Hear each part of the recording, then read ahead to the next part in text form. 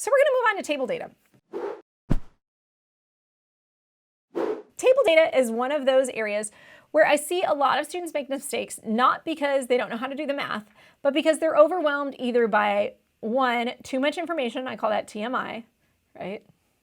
TMI, too much information, or two, they're looking at the wrong numbers or they're using the wrong numbers. Usually people like pull from the wrong place or they use the wrong numbers or they're looking in the wrong column. And that's the mistake that people make with table data because there's just so many places to look and so much information.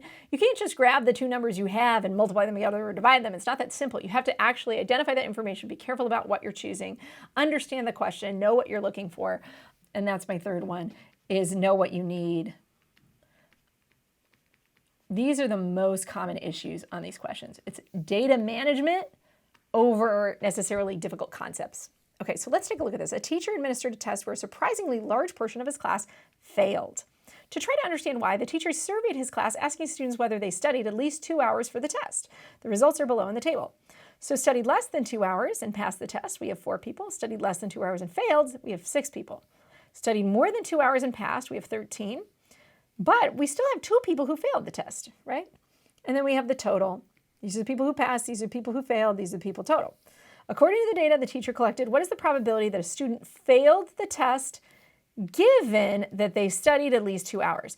So this is what we really have to unpack, and this is where people make this mistake. A lot of you might not know what given means, or maybe you do, but maybe you're not paying attention, and that's how you could get this wrong. Given that they studied at least 2 hours means we first siphon off only the people who studied at least 2 hours, okay? Now here's another tip for you. Sometimes with data analysis, you're going to have studied more than or equal to 2, but less than like 3 or something like that. Sometimes there's going to be more than one column that you have to add together in order to get this condition. Does that make sense? And that's not what's going on here, but I'm just warning you because that's another kind of careless little error trap that the SAT will pull that some people will miss. So given that they studied at least 2 hours, that means I'm only looking at this column, okay? What is the probability a student failed the test? Okay, so now what I do is this is my total and this is my failures. So it's 2 out of 15, and then I need to turn that into a percent, which means I put it equals x over 100. I can either cross multiply here, or I can just multiply both sides by 100. I can multiply this by 100 and then reduce this down. I get 200 divided by 15, or I can do 100 divided by 15 first. I'm just going to cancel that. 5, and this is 20, so I get 20 times 2 over 3, which is 40 thirds, which is 13 and 1/3, or B. And this would usually say the approximate probability if they round. So just a heads up for what the SAT will say, because I'm like this precise. If we end at 3,3, or it'll say to the nearest 100th or something like that, you would never see it just truncated like that. Unless it's open answer, then you would have to truncate it, but just like a little sort of, we wrote these, so some of them might have a few little tiny flubs. You would see a word approximately like that. Whenever I get something and I know I have to round it, I always double check for that kind of language. Does it say approximately? Does it say to the nearest 10th? Do I have some language that says it's okay to round? Because otherwise I get nervous and it could be wrong.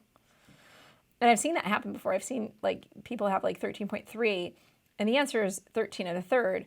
But what the SAT might do is it might give you 13.3 and then it might give you 40 thirds. And guess what? Some people pick this because they rounded it and they didn't see this one, and that one's the accurate one. So you can get in trouble sometimes. So just be careful. But like I said, this is just missing the approximately. This is still the right answer, FYI.